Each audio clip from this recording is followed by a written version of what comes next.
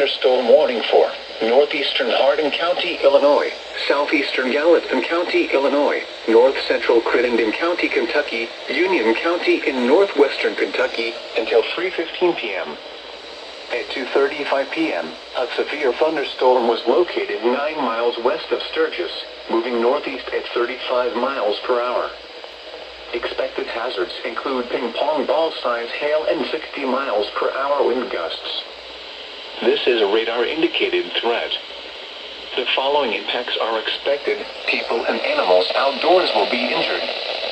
Expect hail damage to roofs, siding, windows, and vehicles.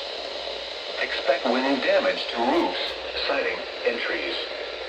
Locations impacted include Morganfield, Sturgis, Breckenridge Center, and Cave and Rock.